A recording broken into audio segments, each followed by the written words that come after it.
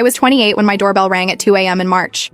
My husband Thomas had left for a year-long work assignment in Europe just 2 weeks earlier, so I was alone when Janet showed up with Hunter, Annie, and Grace huddled behind her. Each kid had a single black trash bag of clothes.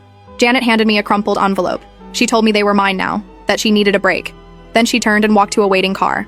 The kids watched silently as their mother drove away. The envelope contained unsigned guardianship papers she'd printed from some website. I knew they had no legal value, but I was too shocked to think clearly that night. I called the police immediately. They took a report but said since the children weren't in immediate danger and were with family, this wasn't considered abandonment in the legal sense. They advised me to contact Child Protective Services in the morning, which I did. CPS opened a case right away. A caseworker named Scott came to inspect my one-bedroom apartment that afternoon. He explained I could apply for emergency kinship care status while they tried to locate Janet. This would give me temporary legal authority and some financial assistance. The first night, all 3 kids slept in my bed while I took the couch. Hunter didn't sleep at all. He sat up watching the door until morning.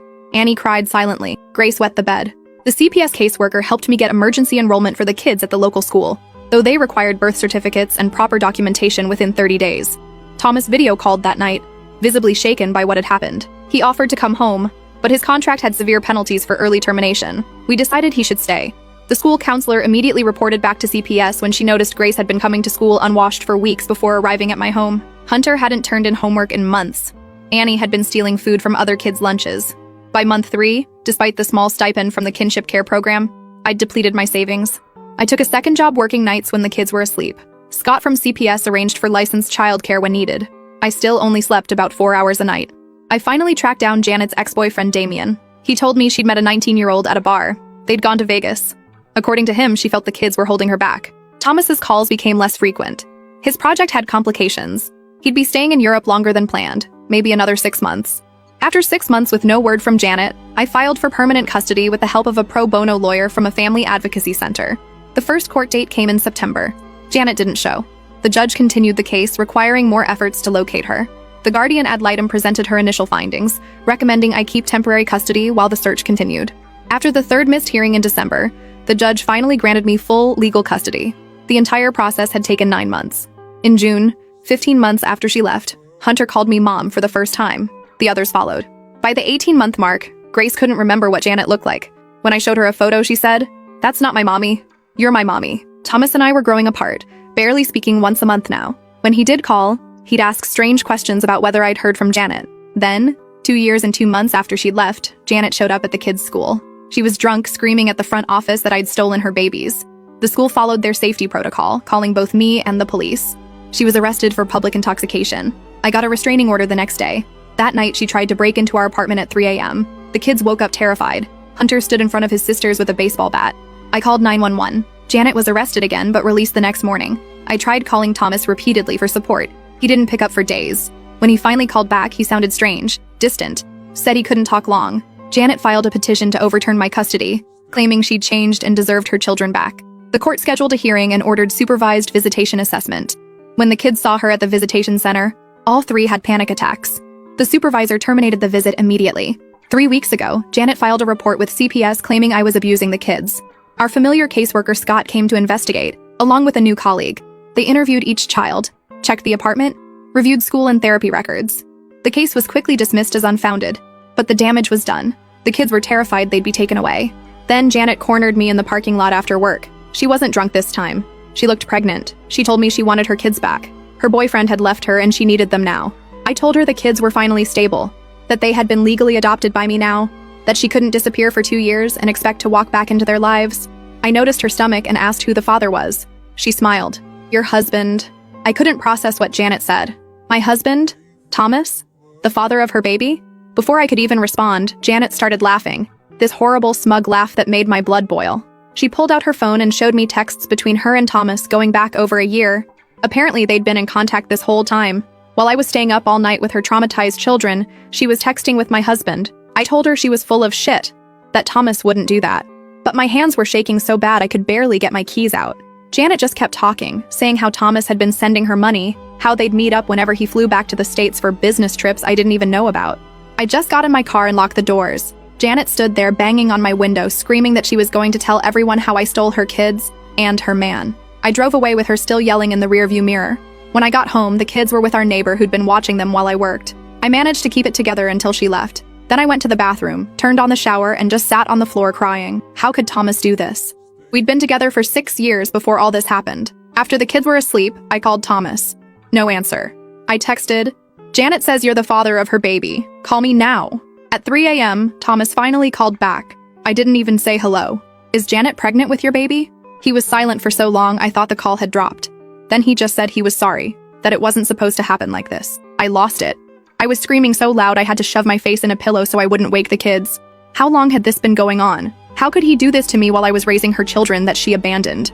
Thomas said it started before he left for Europe. Janet had contacted him, said she needed money. He met up with her to give her some cash, and things happened. He swore it was just supposed to be a one-time thing, but then they kept talking. I asked if that's why his project in Europe kept getting extended. He admitted there was no extension. He just couldn't face coming home after what he'd done. Then he had the nerve to ask if the kids were okay, like he actually cared. I hung up on him. I couldn't sleep.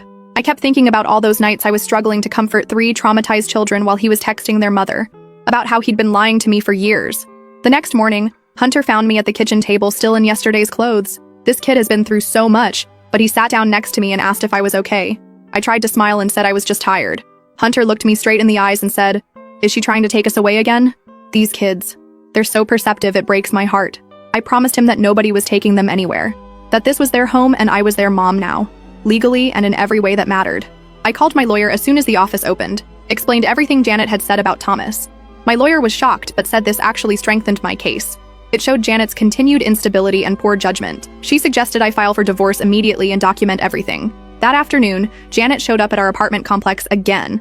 This time she was shouting in the parking lot, telling everyone who could hear that I'd stolen her husband. One of our neighbors called the building security. When they tried to escort her out, she started screaming that she was going to get her kids back and there was nothing I could do about it.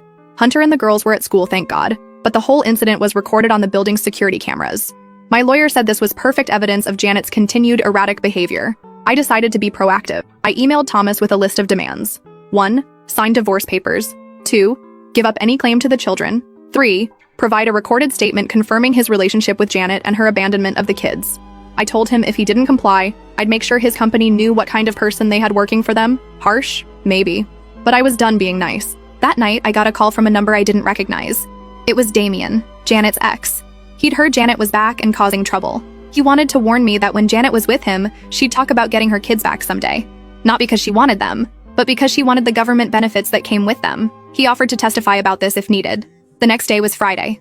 I took a personal day from work and met with my lawyer to file the divorce papers.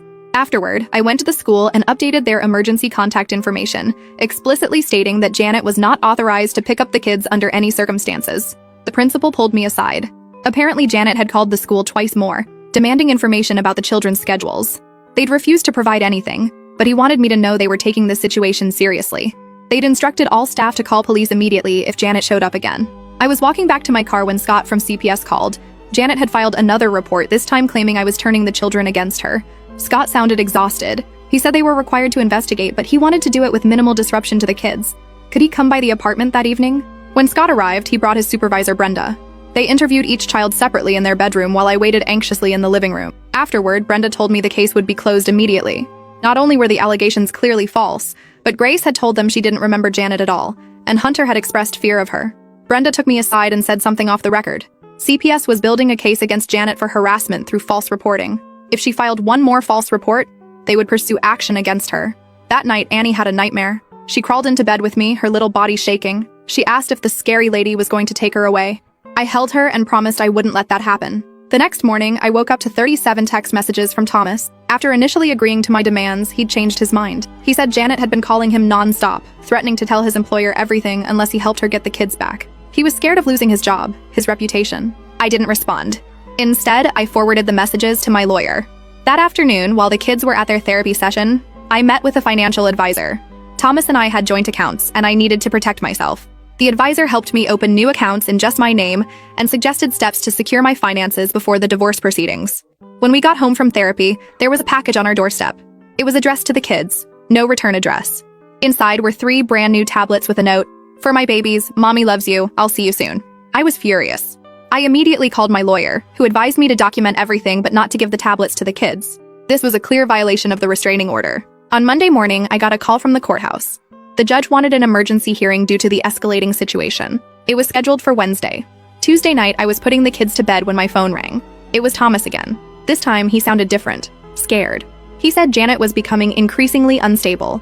She'd shown up at his company's European office making a scene in the lobby. Security had escorted her out, but not before she'd told several colleagues that Thomas had abandoned his pregnant girlfriend. I asked Thomas why Janet would fly all the way to Europe when she was supposedly fighting to get her kids back here.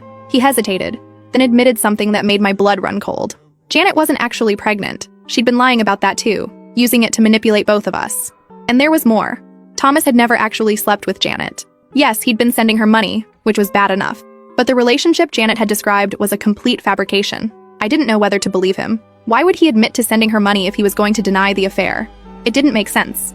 Then Thomas said something that stopped me cold. The reason he'd been sending Janet money wasn't because they were having an affair. It was because she was blackmailing him. According to Thomas, Janet had caught him in a compromising situation with a co-worker at a company party before he left for Europe. Nothing had actually happened, but the photos she took made it look bad. Really bad. She'd threatened to send them to me and his boss if he didn't pay her. I was stunned. If this was true, it meant Thomas had been trying to protect his job and our marriage in his own misguided way. But it also meant he'd been lying to me for 2 years while I struggled to care for 3 traumatized children. I told Thomas I needed proof. He promised to send everything. Screenshots of threats, bank transfers, everything. At the emergency hearing on Wednesday, my lawyer presented all the evidence of Janet's harassment. The scene at school, the break-in attempt, the gifts sent to the children, the false CPS reports, the social media posts. The judge extended the restraining order and ordered Janet to undergo a psychiatric evaluation before any further custody proceedings. As we were leaving the courthouse, Janet was waiting in the parking lot. She started screaming that we were all liars, that Thomas had promised they would be together. A bailiff had to physically restrain her as she lunged toward me. That night, Thomas sent everything he'd promised. Hundreds of threatening texts from Janet, records of money transfers, even the original blackmail photos she'd used. They showed Thomas at a company party, drunk, with his arm around a female co-worker. They were just talking, but the angle made it look intimate. Janet had captioned them with lies about an affair that never happened. I was in shock. Part of me was relieved that Thomas hadn't betrayed me in the way I'd thought, but I was also furious that he'd kept this secret for so long.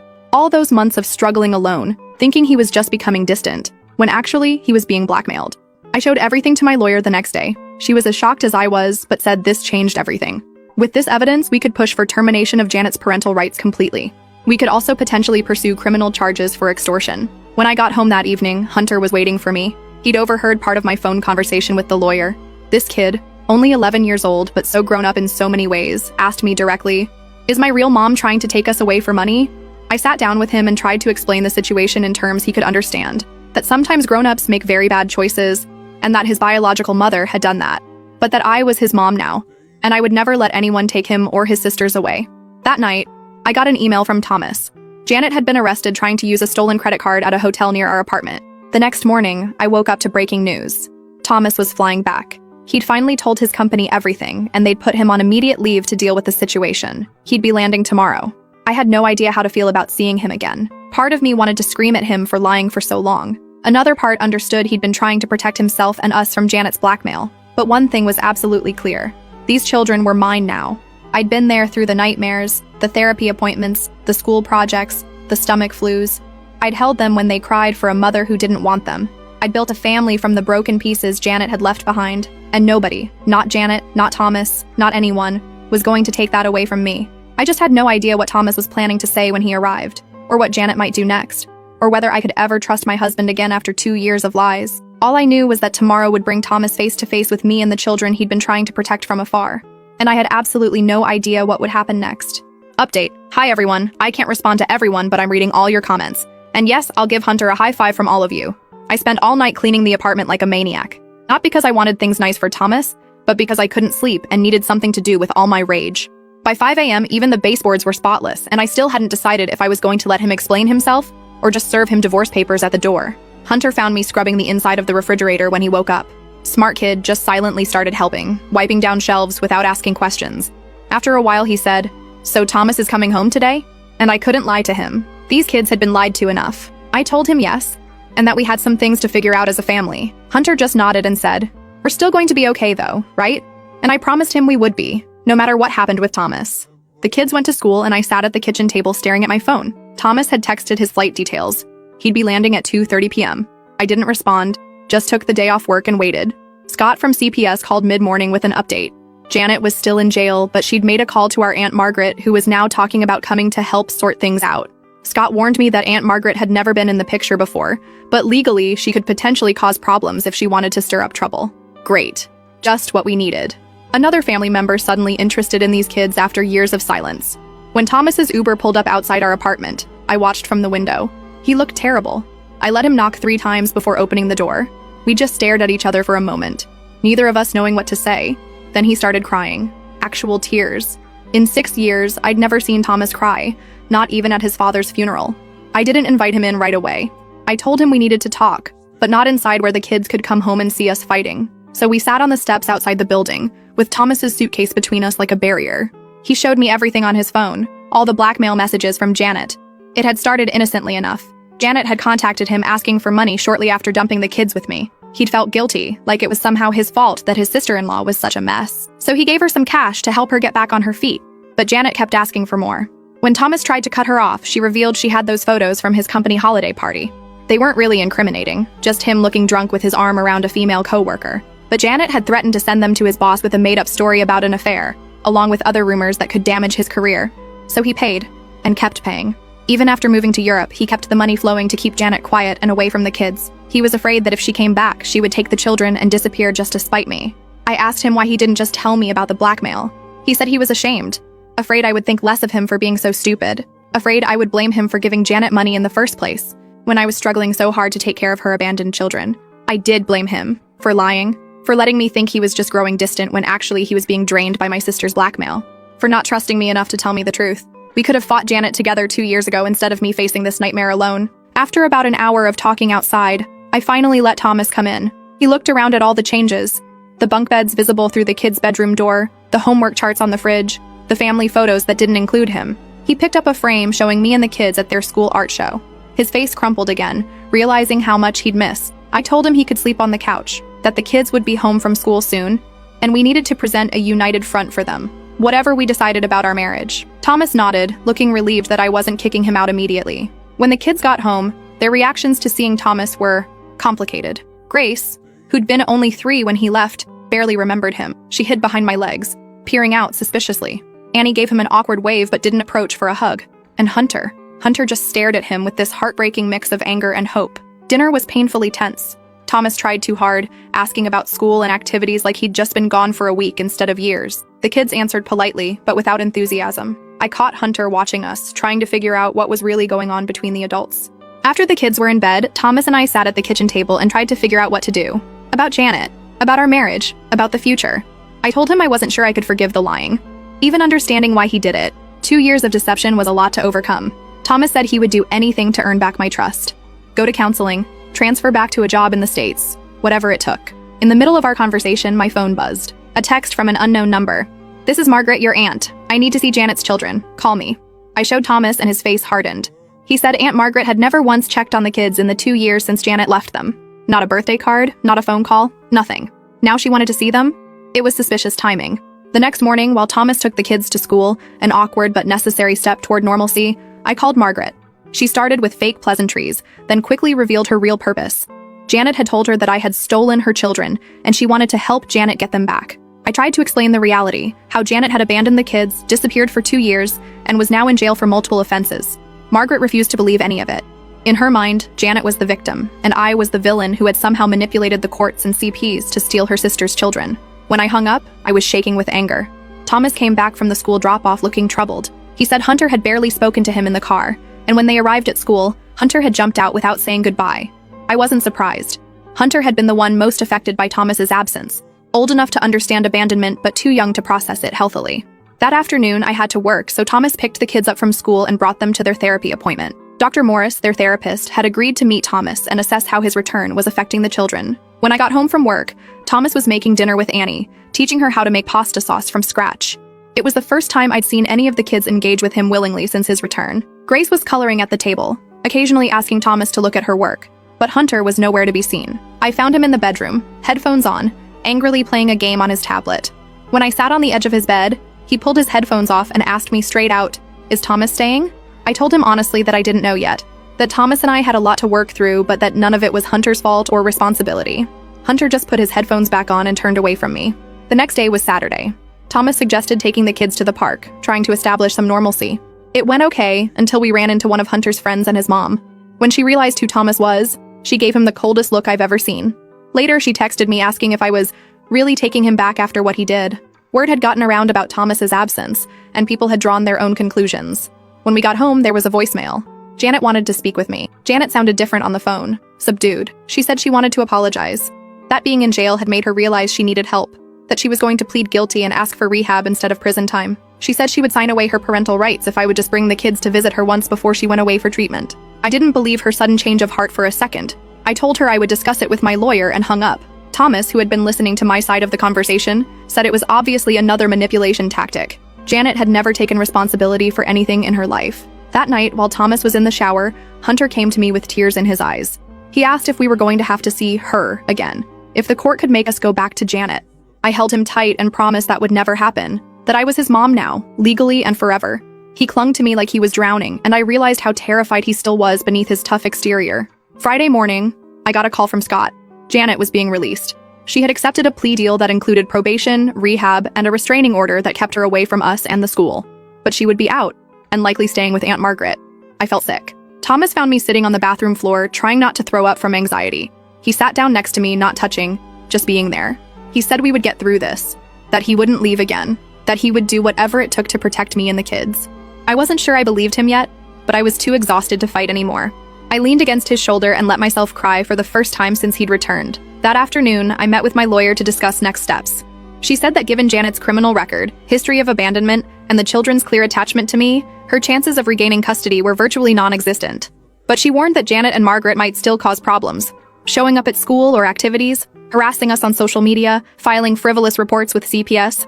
We discussed the possibility of moving, finding a bigger place in a different school district, farther from where Janet and Margaret lived. It would be disruptive for the kids, but maybe safer in the long run. When I mentioned this to Thomas, he immediately offered to cash in his retirement account to help with the down payment on a house. It was the first practical, tangible offer of support he'd made, and it caught me off guard. Saturday morning, Hunter had a soccer game. Thomas and I took all the kids, trying to maintain their normal routines despite the chaos swirling around us. In the middle of the game, I noticed a woman watching from the far side of the field.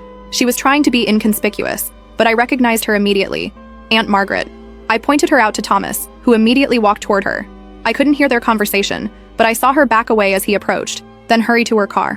When he returned, Thomas said he'd made it clear that if she or Janet came near the kids again without court approval, we would file for a restraining order against her too. That night, after the kids were asleep, Thomas and I finally had the conversation we'd been avoiding. I told him I understood why he'd paid Janet's blackmail, that I even understood why he'd kept it secret at first, but I couldn't understand why he'd stayed away for 2 years, leaving me to raise 3 traumatized children alone while he hid in Europe. Thomas broke down completely. He admitted that after a while, the lie had become too big to take back, that he'd convinced himself we were better off without him, that every month he stayed away made it harder to face coming home and admitting what he'd done. I asked him if he'd been with anyone else during those 2 years. He swore he hadn't, that despite the distance and deception, he had never stopped loving me or thinking about the family he'd abandoned. I didn't know if I could forgive him, but I also didn't know if I could raise 3 children alone while fighting off Janet and Margaret without his help. The practical reality was that we needed each other, whatever was left of our marriage. The next morning, Hunter came out of his room while I was making breakfast. Thomas had gone for a run, so it was just the 2 of us. Hunter sat at the counter and asked very seriously if Thomas was staying for good this time. I told him the truth, that Thomas and I were working on our relationship, that we both loved the kids very much, but that I couldn't promise exactly what would happen. What I could promise was that Hunter, Annie, and Grace would stay with me no matter what, that I was their mom now, and nothing would change that. Hunter nodded, then said something that broke my heart and gave me hope at the same time. He said, "I want to call you Mom, but I don't know if I should call him Dad again yet." I told him he could call us whatever felt right to him, that feelings take time to heal and nobody would rush him. When Thomas came back from his run, Hunter actually spoke to him directly for the first time in days. Just asked if he wanted some cereal, but Thomas looked like he'd been given the greatest gift in the world. Monday morning, the principal called. Janet had shown up at the school again, demanding to see the children. She'd been turned away and the police called, but she'd made a scene, screaming that I'd brainwashed her kids and turned them against her. The restraining order violation meant Janet would likely be going to jail again instead of directly to rehab. My lawyer called to confirm this, saying that Janet's erratic behavior was actually strengthening our case for permanent termination of her parental rights. Then I got a text just before midnight from Damien of all people, warning me that Janet had been released on bail again and was telling people she had proof that would destroy me and get her kids back. Last update, I couldn't sleep after Damien's text. What proof could Janet possibly have? Thomas and I stayed up half the night going through every possibility. Had he said something in their messages that could be twisted? Had I made any mistakes in the custody process? Was she just bluffing to cause more chaos? By morning, we were exhausted but no closer to answers. I got the kids ready for school while Thomas made calls to our lawyer. No one had any new information. At drop-off, I noticed a car I didn't recognize idling across from the school. My paranoia was through the roof, so I reported it to the front office. They assured me their security protocols were still in place, but I couldn't shake the feeling that Janet was watching, waiting. I was supposed to be at work, but couldn't focus. Instead, I met Thomas at our lawyer's office to discuss next steps. As we were talking strategy, my phone rang. The school. It wasn't what I feared. Grace had thrown up in class, nothing serious, but I needed to pick her up. Thomas offered to go, but I wasn't ready to add him to the approved pickup list yet. Trust was still fragile. When I arrived, Grace was curled up in the nurse's office looking miserable but not dangerously ill. As I signed her out, the secretary pulled me aside. Janet had called the school again, this time claiming to have medical records showing the children were on medications I wasn't administering properly.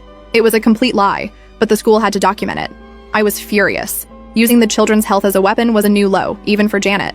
The principal assured me they weren't taking the claims seriously, but I could see the doubt in the secretary's eyes.